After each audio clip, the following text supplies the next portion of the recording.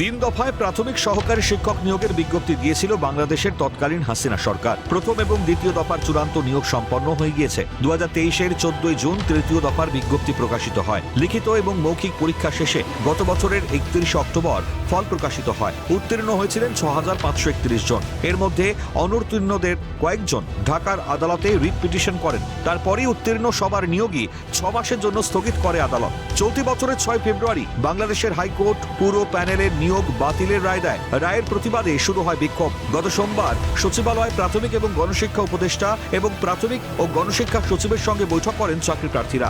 বৈঠকে ফল না মেলায় গত বুধবার মাধ্যমিক এবং উচ্চশিক্ষা অধিদপ্তরের সামনে আন্দোলন করেন চাকরি প্রার্থীরা। তখনই ঢাকার শাহবাগে justice for teacher long march to Dhaka কর্মসূচির ঘোষণা করেন তারা। এরপর বৃহস্পতিবার সকাল থেকে ঢাকার শাহবাগে সড়ক অবরোধ করেন। তার ফলে বিশাল যানজট তৈরি হয়। ঘটনাস্থলে পুলিশ গেলে প্রথমে অবরোধকারীদের সঙ্গে বচসা বাঁধে, ক্রমে তা গড়ায় পুলিশ জনতা খণ্ডযুদ্ধে। দুপুর 2টো নাগাদ বিক্ষোভকারীদের ছত্রভঙ্গ করতে জলকামান এবং গরম জল ছোড়ে এবং লাঠিচার্জ করে পুলিশ।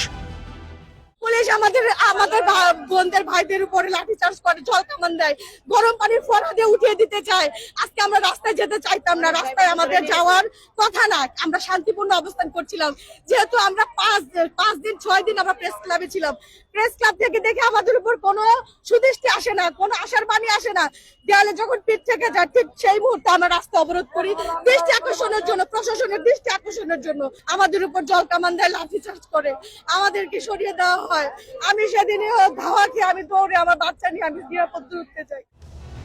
শাহবাগ থানার ভারপ্রাপ্ত কর্মকর্তা মোহাম্মদ খালেদ মনসুর পরে জানান, পরিস্থিতি নিয়ন্ত্রণে আনতে বিক্ষোভকারীদের হটানো হয়েছে। কয়েকজন বিক্ষোভকারীকে আটক করে পুলিশ। বিক্ষোভকারীদের হুঁশিয়ারি, হাইকোর্টের রায় প্রত্যাহার না হওয়া পর্যন্ত আন্দোলন চলবে। ক্যালকাটা নিউজ।